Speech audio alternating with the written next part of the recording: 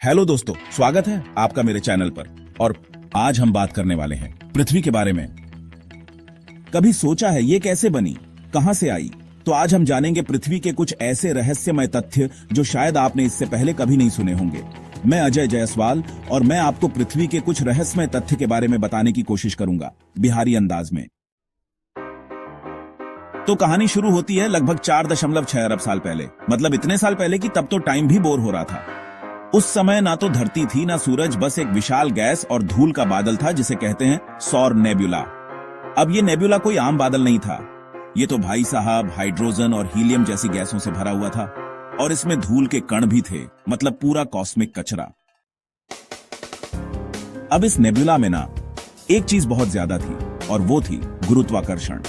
हाँ, वही गुरुत्वाकर्षण जो हम सभी को धरती से चिपकाए रखती है और जिसकी वजह से हमारा फोन बार बार नीचे गिरता है। तो हुआ ये कि इस गुरुत्वाकर्षण के कारण नेबुला में घूमना शुरू हो गया। धीरे धीरे सारा पदार्थ एक डिस्क का रूप लेने लगा, जैसे हम रोटी बेलते हो ना, बिल्कुल वैसे ही। अब इस घूमती हुई डिस्क में ना धूल और गैस के कण आपस में टकराने लगे। छोटे छोटे कण मिलकर बड़े कण बनाते गए, और फिर ये बड़े कण और भी बड़े होते गए, जैसे हम लोग अपने से घर बनाते हो। धीरे धीरे करोड़ों सालों में ये कण इतने बड़े हो गए कि ग्रह बन गए, और उन्हीं ग्रहों में से एक था हमारा प्यारा पृथ्वी। चैप्टर 4, पृथ्वी का ठोस बनना। गर्म से ठंडा, पिघले से ठोस। शुरू में तो पृथ्वी भी बहुत गर्म थी, बिल्कुल आग का गोला।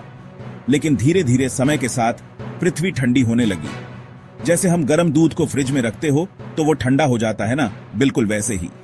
और जैसे जैसे पृथ्वी ठंडी होती गई, उसकी सतह पर एक ठोस परत बनने लगी, जिसे हम आज पृथ्वी की भूपर्पटी कहते हैं। चैप्टर 5, टाइटल, चांद का जन्म। एक टकराव जो इतिहास बना गया। अब पृथ्वी का तो काम हो गया, लेकिन चांद कहां से आया? तो कहानी कुछ ऐसे है कि एक बार एक बड़ा सा पिंड, शायद मंगल ग्रह के आकार का, पृथ्वी से टकरा गया। इस टकराव से पृथ्वी का कुछ हिस्सा टूटकर अंतरिक्ष में चला गया, और वही हिस्सा धीरे धीरे चांद बन गया। मतलब चांद हमारी पृथ्वी का ही एक टुकड़ा है। चैप्टर 6, टाइटल, वायुमंडल और महासागर।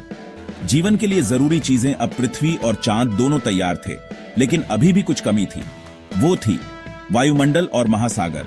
तो हुआ ये कि पृथ्वी के अंदर से गैसें निकलने लगीं, जैसे ज्वालामुखी से निकलती हैं, और उल्का पिंडों के टकराव से पृथ्वी पर पानी भी आया।